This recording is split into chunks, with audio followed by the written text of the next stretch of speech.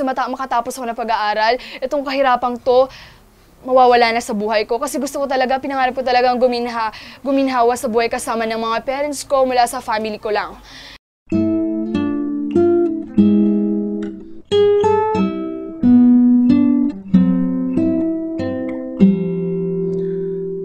Hindi talaga ako natatakot na magsalita. Pero hindi ako nagsasabi ng masama yung mga bad words. Pero sa ibang salita, basta yung mapakita ko lang sa kanya na hindi dapat niya yung gawin. Hindi ako nagiging backbiter kasi mahirap din yun.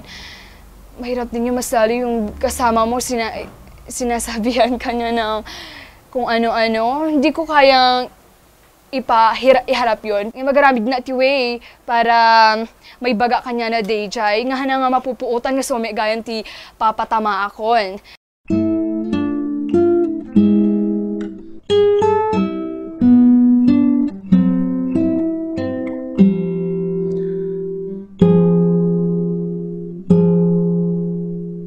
Gusto lang, di nag-start nga nakagraduate na ti elementary, try ko may ati, yung naodi na ti balita deto, yan nga min, may agibagbaga kanya mi, nga, ay dagayam, scholar di jay, amo dalard nga marigriga kami, wala ko mamit ag-share, di tala bangir, oy kastoy, dati scholar di jay, kaya mo, kastay, sa kula naman deta, yung papatapos na talaga.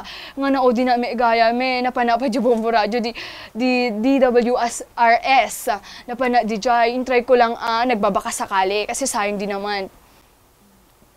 Itong try ko, kakapasok ko pa nga lang, kakukukwa pa lang, dinamagnan, iti masapol mo ading, manang mabaling pala nga taga-athletics scholarship, taga-ano ka ako na daan, nagilianan.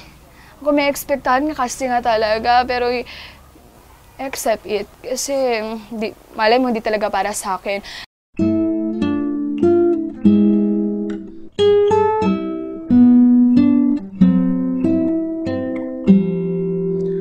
Garamid kami plano ko by 2009. Kaya isunod ko dyan, sabi ko, Mami, maala na to, ti scholarship. Ngamin ko ngamin amo nga madimi gaya mo mangalan. Ti amo ngamin kaya for every year mabalinda ag-accept ti ag-apply ti scholar may gaya. First year lang. First year lang. Kaya umasasa na. Tapos DJ insura ko may DJ kaya ako nga ibagan. DJ plano. Ngalalay nga itong basa ta malay mo maala na to nga scholar rin. Medyo nabasa may medyo values teacher ko, medyo advisor ko. Medyo inayaban na medyo faculty. Amo mo na kiyang ko pa yung nga ako, medyo expectarin nga, medyo may ganti damagay na. So, damag-damag meten, amo tulungan na. Madimi gayam medyo yan. Tapos yung nag-third year na kasi man napasama kanya ako. Madi talaga rin na medyo yan. Ano bang malas sa buhay na to? Wala pa. Ngayon mo nga dakis medyo yan sa oon. Medyo nag-third year na, nakapatang ko yung may isang values teacher ko, manin. Nga, college kan tulatan. Dalaing, i-continuous mo lang ito, grades mo, kana na kanya. So tatry ko man ti best ko. Nga, malay mo, awan ng Diyos. Palaring naman na makakuha ng scholar.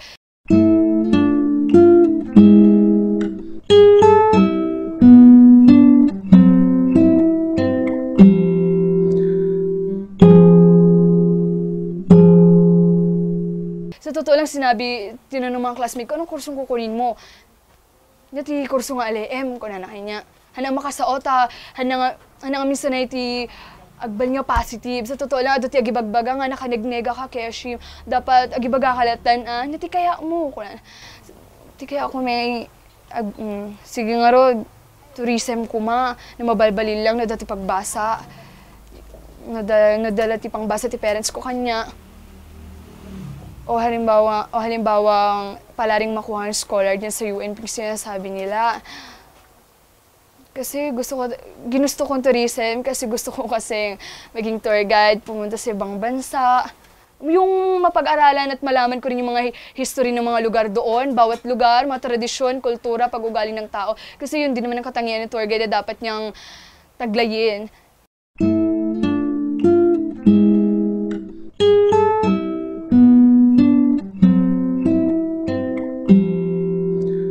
Gusto, since nagkakuha na kami, sa totoo lang namin, ako may bagbaga amin nga lalaki, kagkagurang amin ti lalaki. Sa totoo lang, ngem ag-crush na mi. Ag-crush na mi. Ngem tiriga na lang namin ag-crush.